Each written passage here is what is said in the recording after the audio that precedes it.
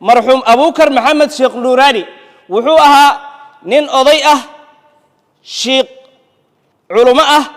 إسلامر كانت دأدي لحدا إيشنجرة هذا السنة نين أسجع ذلك كرو أسيد أبيه سكراها يوحو أدلي سبريرة ولي بشمكون أشرين سوماي العام قيمة لهن أو هل دور حتى كسي هوسيسو أيو سبريرة ولفتي حبت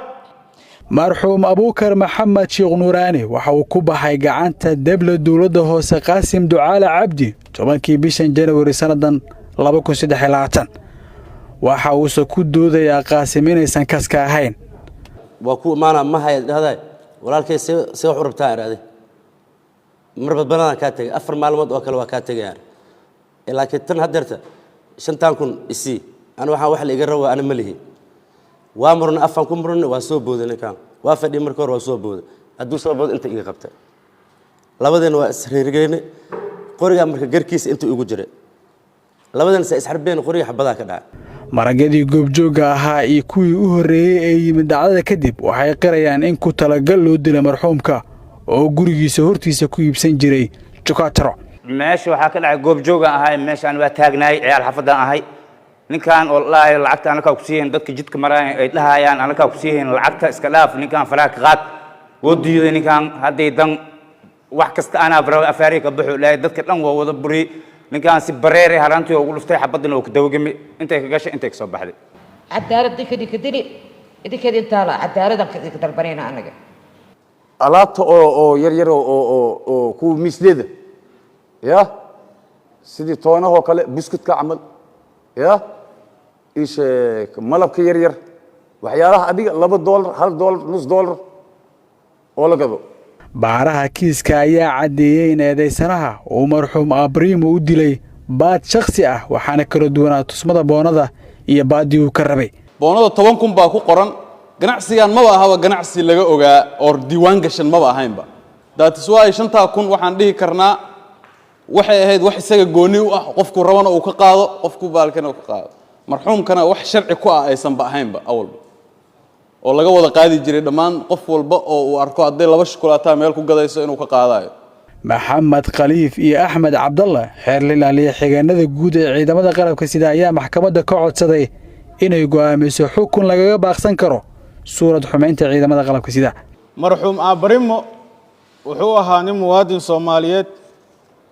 oo muxuu ahaa degmadii uu ku dhashay degnaa si amni ah oo amaana ugu ganacsanay amnigaas iyo amaankaas waxay ku timid mudan gudoomiye ciidamada qalabka sida ee mujaahidiinta ah oo muxuu ahaa difaaciyada jira iyo kuwa xamar ka howlgalaba dhiiga ay u daadinayaan oo argagixisada ay ka difaacayeen iyaga dhimanayay macnaha suu isaga u badbaado u noolaado mudan gudoomiye eedeysanaha ayaa u yimid goobtiisu ugu yimid wuxuu ku khasbay lacag shilin Soomaaliya oo 5,000 sida aan warqadda ku soo gudbinay ku cadahay marxuumku waxa uu ka ganacsanayo waxay ahayd waxaan $20 xitaa dhaminba si gardara oo cad ayuu u dilay naftii la ilaaliyay oo argagixisadii laga ilaaliyay ayuu isaga si gardara ah u dilay oo cad eedeysanaha dawladda hoose xamar ka tirsanaa canshuur qaadisa loogu talagalay looguma talagalin ba qofkii canshuurta diiday hatta even haddii ay dhacdo in canshuurtaasi uu qofkii isku adkeeyo hadda marxuumka looguma talagalin in canshuur laga qaado ganacsigiisa hadeeba dhacday laakiin in canshuur qof laga qaadayo uu diido ma aha dil cawaaqibka ka dhalay inuu dilo ma aha inuu gacan u qaado ma aha dacwa jirto saldhiga xamar weyn lagu xiri karaa qofka balse in uu qaato go'aan halis ku ah cadow ma aha qof muwaadin Soomaaliyeed way in uu dilo sidaadaba waxay ahayd wax aan loo baahnayn ahayd sidaa darteed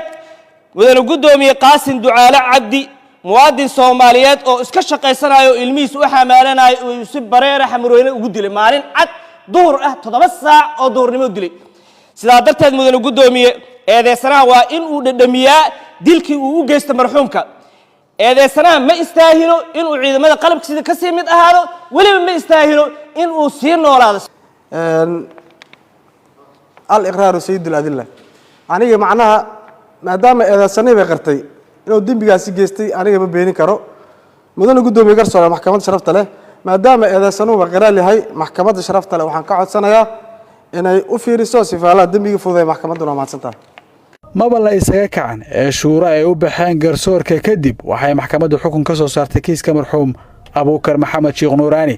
sida uu kaga dhawaaqayay isla fadhigan gaashaanle sare xasan cali nuur shuute gudoomiyaha maxkamadda darajada koowaad ee ciidamada qalabka sida wada tashiga garsoorayaasha kadib markay arkeen qiraalka eedeysanaha oo ahaa in uu dilay marxuumka markay dhageysteen maragga uu cadeeyay in eedeysanaha uu si bareer ah u dilay marxuumka una dilay dood ka bilaabatay lacag uu rabay in uu ka qaado eedeysanaha marxuumka markii ay aragtay dambi muujinta ah warqadda cadeynta dhimashada marxuumka qorayga AK47 oo noociisu yahay cali shucaac oo dilka lagu geystay waxaa maxkamadda u caddaatay in eedeysane qaasim ducaale cabdi uu si bareer ah u dilay marxuum abuukar maxamed sheekh nuuraani aabarimo waxayna maxkamaddu ku xukuntay dil toogasho ah oo ah qisaasta marxuumka maxkamadda ayaana ka soo saari doonto sida ugu dhaqsiyaha badan xukun jideeyaha la xiriira kiiskan iyo habraacidiisa wabillahi tawfiiq maxkamaddu waa noo xirantahay waalidka ehelka